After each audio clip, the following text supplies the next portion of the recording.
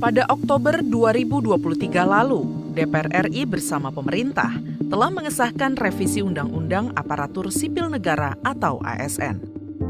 Berselang sebulan setelah disahkan pada rapat paripurna DPR RI, Presiden Joko Widodo menandatangani dan menetapkan Undang-Undang ASN dengan nomor 20 tahun 2023. Salah satu isu krusial dalam Undang-Undang ASN yang baru adalah penataan tenaga honorer yang resmi atau non-ASN yang jumlahnya sekitar 2,3 juta orang dan mayoritas berada di instansi daerah.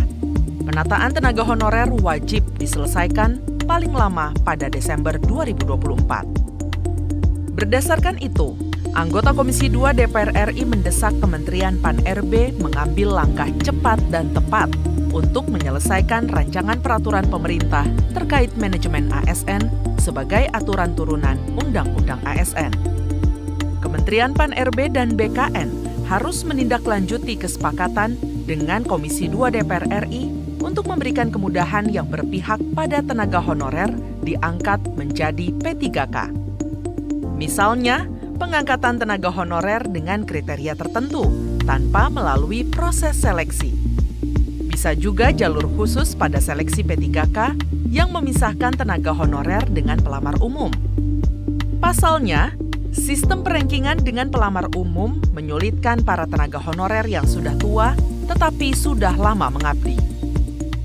Usia kritis, misalnya di atas 55 tahun gitu ya, udah itu prioritaskan aja, konversi langsung jadi P3K.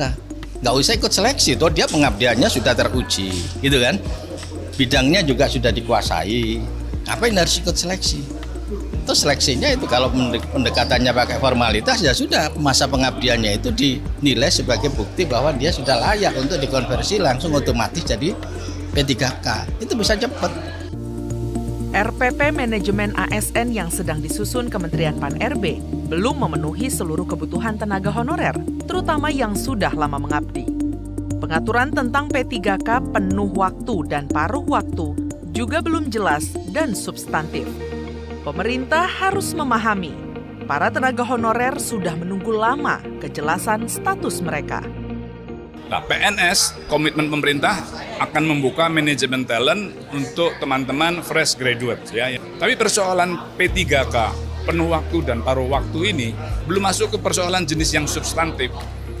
Hanya terminologi penuh waktu berarti bekerja penuh waktu sesuai dengan undang-undang pemerintah itu ya, peraturan pemerintah yang berlaku. Terus kemudian yang paruh waktu itu mereka bekerja dengan rentang waktu yang tidak sama dengan penuh waktu. Belum menjawab persoalan. Persoalan dalam pengangkatan tenaga honorer menjadi P3K banyak terjadi di daerah. Perekrutan P3K dari tenaga honorer sebaiknya dikelola sepenuhnya oleh pemerintah pusat untuk mencegah potensi kecurangan sekaligus memberikan kepastian bagi para honorer yang lulus seleksi P3K. Contohnya seperti yang terjadi pada 12.000 lebih guru honorer yang sudah lulus passing grade atau P1, namun belum mendapatkan formasi sampai saat ini. Kebijakan pemerintah pusat yang tidak terkoordinasi baik dengan pemerintah daerah menjadi salah satu penyebabnya. Di sisi lain, sistem pendataan dan sistem perekrutan juga ikut menyebabkan pengangkatan tenaga honorer menjadi P3K bahkan setelah lulus seleksi bermasalah. Formasi yang belum tuntas, kenapa? Karena masing-masing daerah tidak mengajukan formasi sesuai dengan kebutuhan.